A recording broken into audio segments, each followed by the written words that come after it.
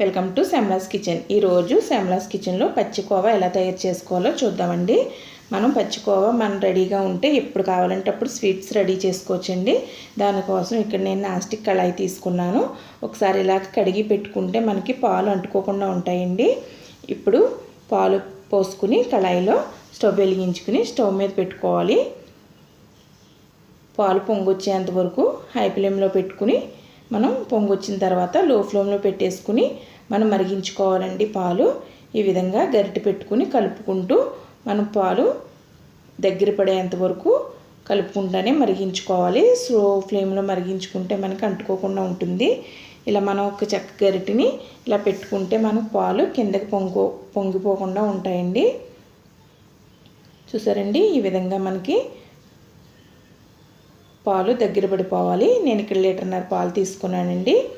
ఒక 1/2 లీటర్ వరకు అయిపోయి చూసారండి। ఇప్పుడు ఇవి కలుపుకుంటూను స్లో ఫ్లేమ్లో పెట్టుకుని కలుపుకుంటూ మరిగించుకోవాలి।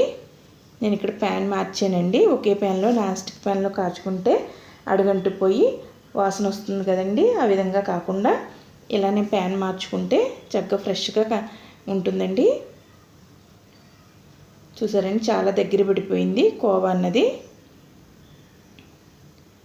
మనం ఈ విధంగా కలుపుకుంటూ మనం మరిగించుకున్నాం కదండి పాలు, చక్కగా మనకి కోవా రెడీ అయిపోయింది। ఇంకా కొంచెం తడిగా ఉంది కదండి, ఆ తడి కూడా డ్రై అయిపోవాలి।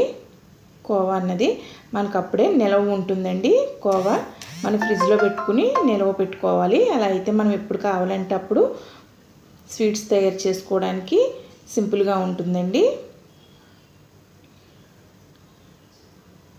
చూసారండి, ఈ విధంగా ఉండాలి కోవా అన్నది। ఇప్పుడు స్టవ్ ఆఫ్ చేసేసుకుని మనం ఈ కోవానంతా చల్లారి పెట్టుకుంటున్నామండి। ప్యాన్ అంతా ఇలా స్ప్రెడ్ చేసుకుంటే ఆ వేడికి ఇంకా దగ్గరగా అయిపోయి మనకి చక్కగా చల్లారిపోతుంది।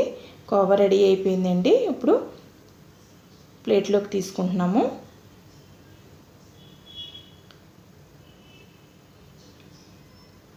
ఇది ఇప్పుడు ఒక 8 డబ్బాలో పెట్టుకుని ఫ్రిడ్జ్లో స్టోర్ చేసుకుంటే మనకి నిల్వ ఉంటుందండి। ఫ్రెండ్స్, ఈ వీడియో కనుక మీకు నచ్చినట్లయితే please subscribe my channel, share చేయండి, లైక్ చేయండి, మీ సలహాలను కమెంట్స్ ద్వారా తెలియజేయండి।